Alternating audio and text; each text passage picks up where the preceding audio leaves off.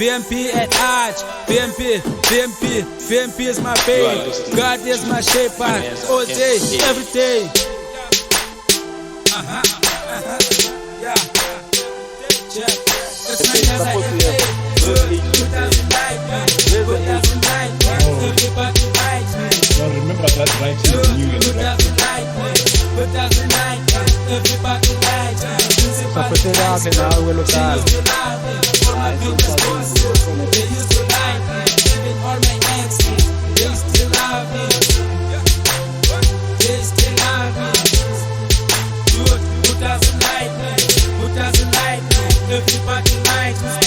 Oh man, what it is, man. What's up?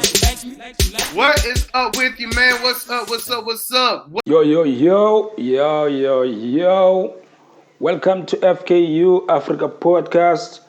This is your host, man, Maneza F8. We're keeping it real, we're keeping it cool. We're in the KZN, man. We're still holding it on. We're still trying to make sure that we bring you the best of the African podcast, man. I still want to appreciate more to the people who keep on supporting FKU Africa podcast. It shows a lot of love, a lot of messages that I'm getting on WhatsApp, also on Facebook, ideas on how to grow the podcast, a lot of topics to talk about. A lot of brothers from Africa with different heroes of them that I don't even know. People who were very much influential in the political landscape on that side, in the African countries, also in the diaspora. I appreciate those sentiments. It is important for us as Africans, man, to make sure that we combine the information. We also share our experiences. We share our history. And make sure that we do recognize our own heroes. We do recognize people who are very much influential, or people who were very much influential, and to make sure that our governments succeeded the fight against oppressions. The fighters who were fighting in those days, we need to recognize them and make sure that we do put more emphasis on exposing them. People like Chris Hani, people like Reginald Oliver Tambo, people like Steve Bantubiko. But there's a lot of them, man. There's a lot of them. I'm just mentioning a few, the famous ones here in South Africa. Those, I would say famous ones, but they are really not the famous ones. They are people that are more likely to be forgotten, people who are almost forgotten, if I can really say it. But we need to keep on making sure that we do push those names forward. We need to make sure that we do not remember only the people who are still alive, or only the people who were alive during the times where we gained the independence, but we do remember the people who were there in the formation of those political parties in the struggle fighters, the freedom fighters. We do need to recognize those people who were there in the formations, the people who were there during the times, over 90 years, over 100 years in some countries, of fighting against oppression, hundreds of years fighting the colonizers in South Africa and many other countries. South Africa became the country that fought for the longest, because they were the last to be liberated from the European colonizers. So we fought for a long time, man, and we are still going to fight. We are still fighting. The fight is not over yet. The fight is still on, man. You know that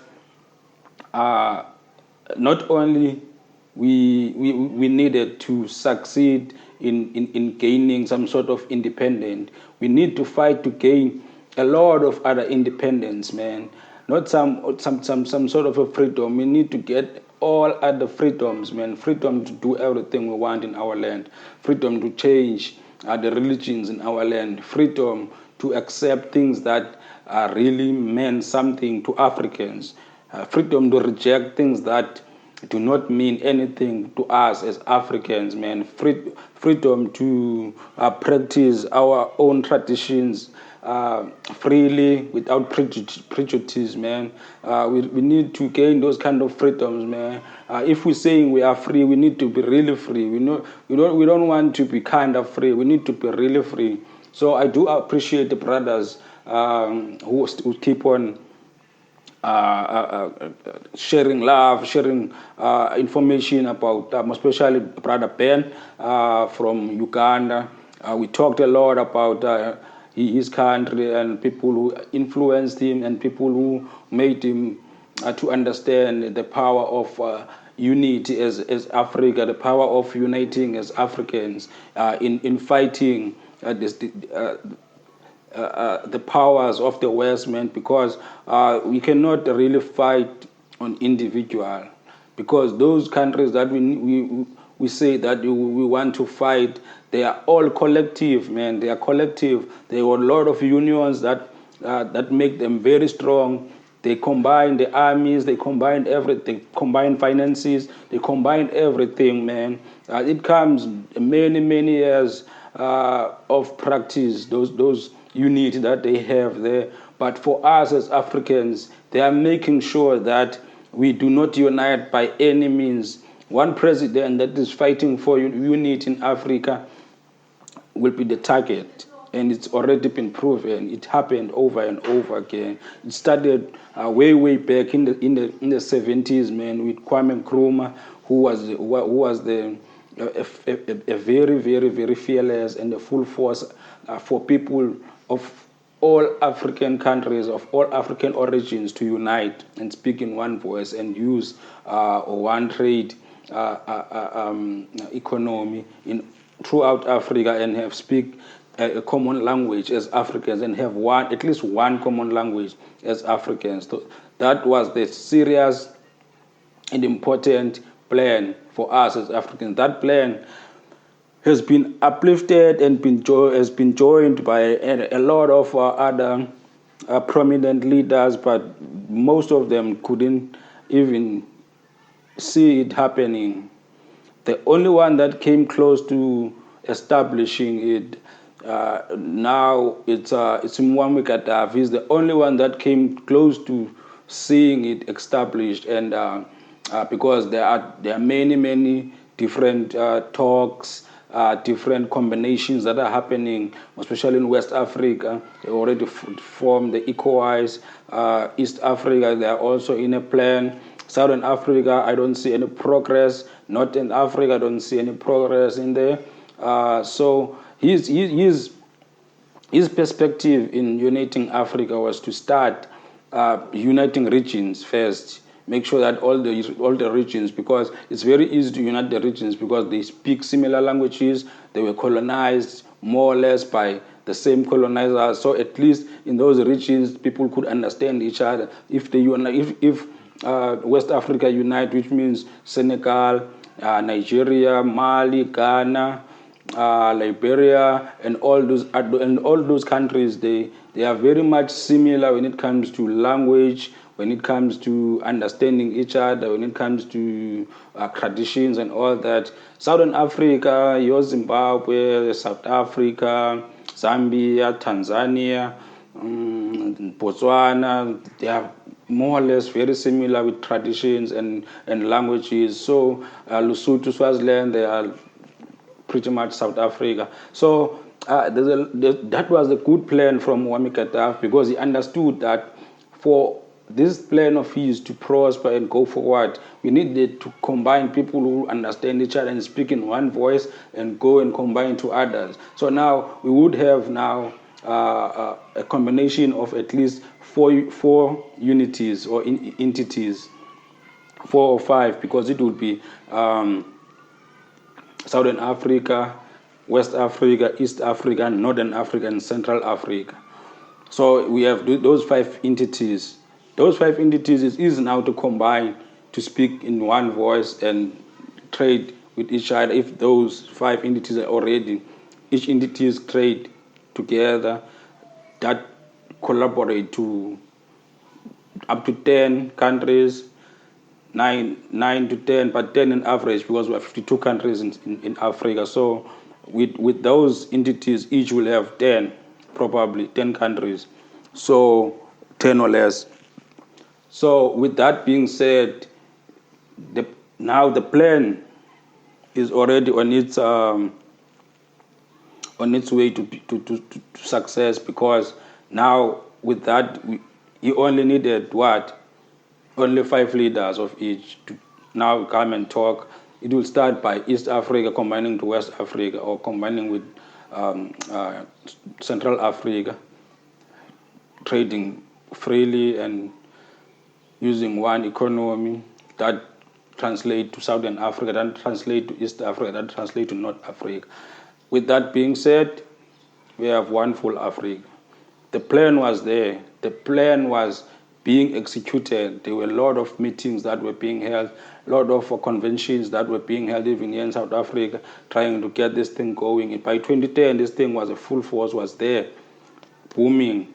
And then by the time that they wanted to kill him, and they actually succeeded killing him, everything was rolling. Just after he died, everything died down with him.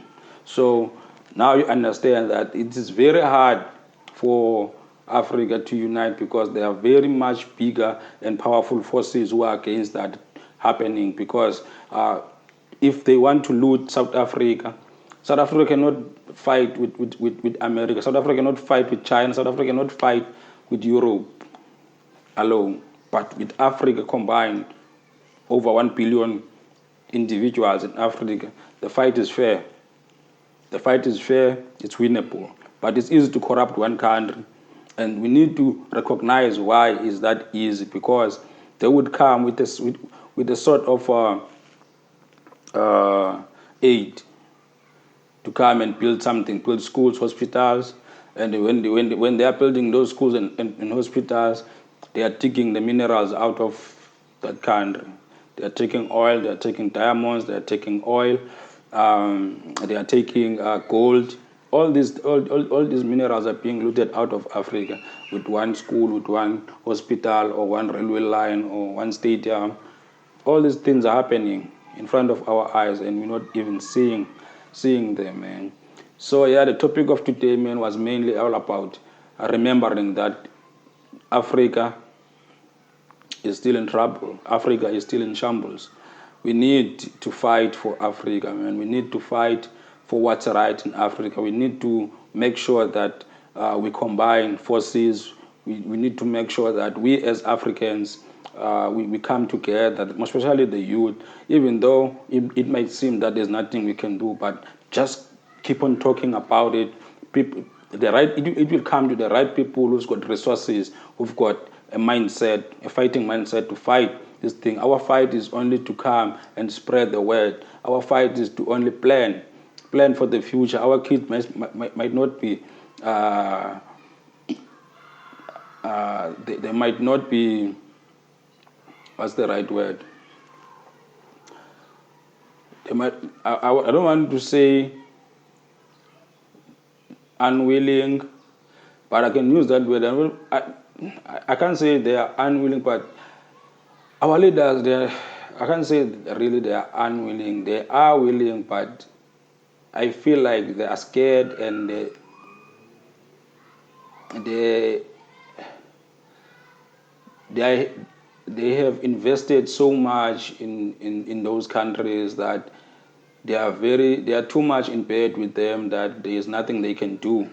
I can really say that, because many of their fundings, when it comes to elections, when they are running for elections, they are being funded by those countries or certain individuals in high places. Many of the loans who are coming to the countries are coming from those countries, or certain important individuals who are controlling things. So it's not easy for them to actually voice out or fight with those people. Not saying that they are unwilling. I cannot really say that they are unwilling, but they are way deep into those people and those countries that if they want to talk, a lot of things that might come up about them, and they would lose their positions. So, in a way, I do understand why our government is not willing to fight, because they are in bed with them. I think this is a little bit better explanation than saying that they are unwilling or they are scared. There's too much involved with them. So the best way is to change the government, fresh government who don't have ties with those people, who are not in bed in any way with those people, who can say, fuck off, leave us alone, we will govern our country the way that we want. Like the president that I was talking about, he was doing that, Gaddafi, Muammar Gaddafi, he was doing that. His country was the most successful country in Africa, because he was governing his country in an African tradition ways of their people. Was most of their people, they are Arabs. He was governing in that way, not the oppression way of what is this, Afghanistan, Al Qaeda, and all these people. He was governing the country in a proper way until his people were fed the wrong minds of this is how societies should be, but not even knowing that no one should tell you how your society should be. No one should come and tell Africans, no, you are doing it wrong like this. This is how societies should be. No one can dictate that. If Mugabe believes, or Muammar Gaddafi believes that his society, his people should live this way, and the majority of his people are saying this is the way we should live, this is how we should eat, this is how we should dress up, this is how we should study, this is how we should earn. That depends on that country. No one should come and say, no, human rights, what, unless you are abusing people, unless you are causing pain to people, dangerous pain. So I don't really understand, and I won't get into those kind of politics on what is right for society, because it depends on what society it is. Not all the societies should conform to one society or to one norm or to one example of how life should be in certain countries. We should prepare and live on how we want to live, not by the same certain standards that imposed to us by certain people. This is not how we should be, man. We should be freer than this. We should be able to express ourselves, because it's even harder now if you are staying in the townships, or if you are staying in so-called white people's places, your Sentin, your Midrand, and all these places, Mhlanga, Constantia, all these places. You cannot just slaughter a cow and all your family come there and sing and celebrate.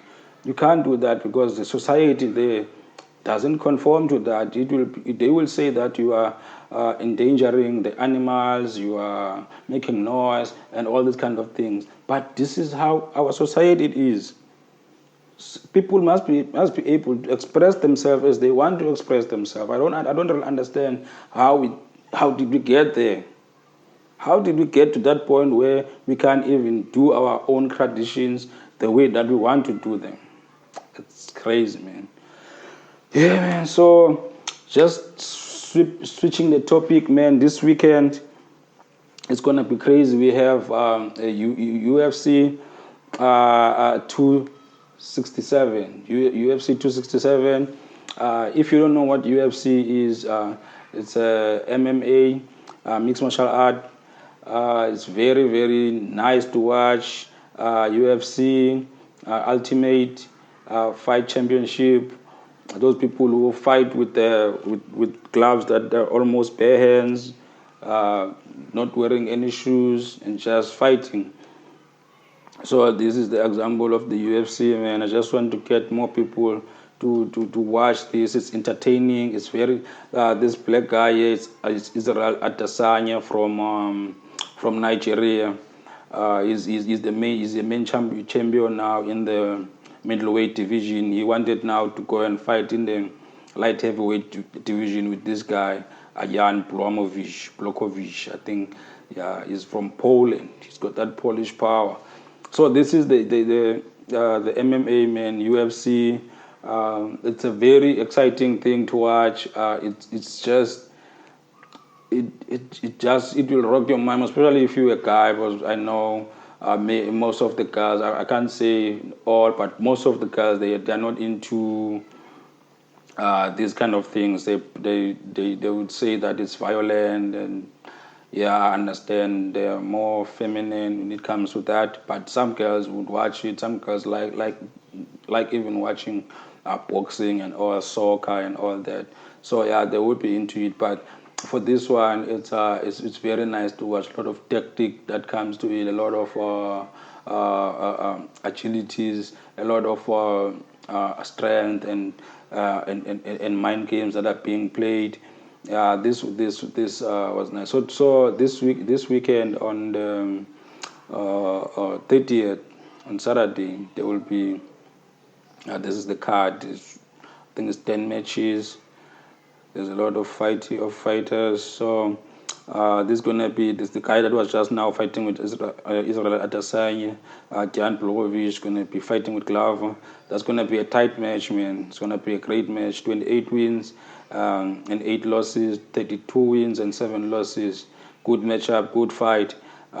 This one's gonna be very fight. Corey is the beast, man. He's the guy. Islam Makovich. I don't know if you know the guy called what is the guy? The Eagle.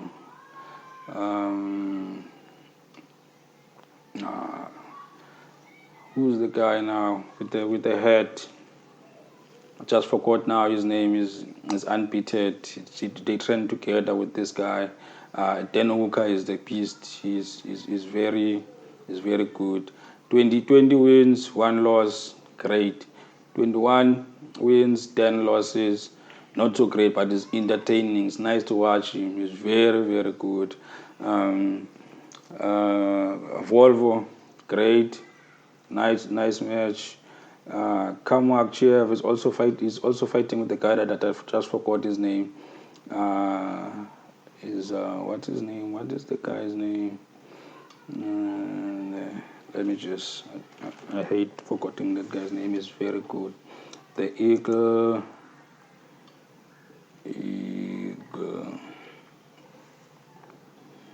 The Eagle. UFC records. Khabib, yeah. The Eagle UFC. Khabib, yeah. This is the guy. He's a very good fighter, man. He's a very good fighter. He retired now. He's like, this is the thing that I was telling you about. He likes to wear this thing. Khabib Nurmagomedov. Yeah, that's a very weird name, man. Yeah, I still don't know it. I've watched him from like 2000 and I watched him from 2019 up until now. He haven't lost yet, man. He haven't lost yet. You can see his record has been beating people out. I think it's 30 without a lose. 30 wins, 29 wins, no losses. He retired with an undefeated record. It's great guy. Nice to watch. Yeah, man, keep on supporting the podcast. Last episode is this one. It was great. People engaged. Make sure that you come to when you are watching on your phone.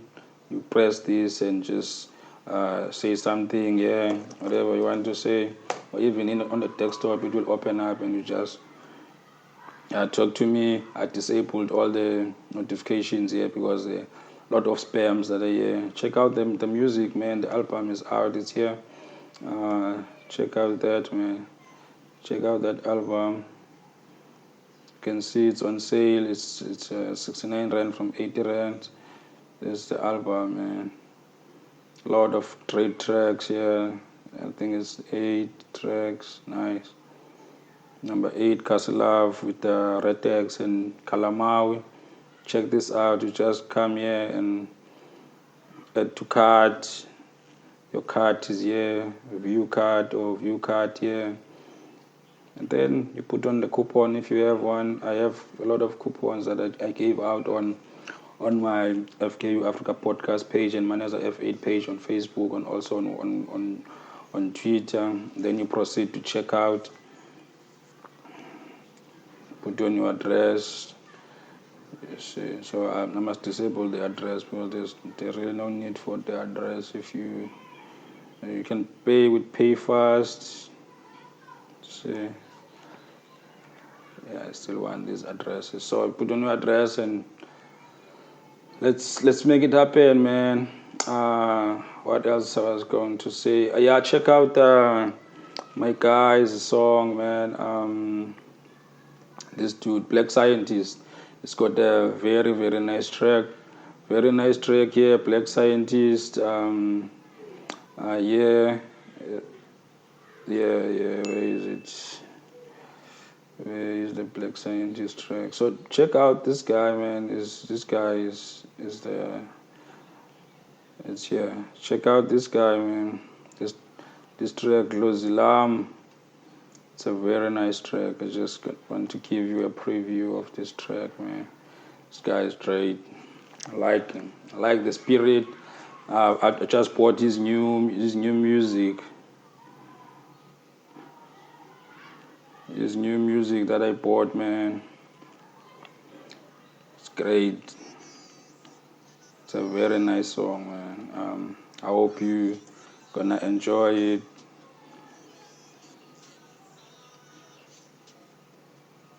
Yeah, nice song. So yeah, man, that's what it is, man. FKU Africa podcast. Wherever you check, you see this on my stuff, which means this is how you get to my website. You just scan with your phone. If you're using Apple, just open the Apple and scan. It will take you to my website. Or if you are using Android, there's a scanner app. You should have a scanner app. A lot of stuff that you scan QR codes and get to my staff website, music, podcasts, web development, bookings for gigs. I still perform. So yeah, man, let's do this. Maneza F8 FKU Africa podcast. We are out. Fikiria kwa undani ndugu kamako.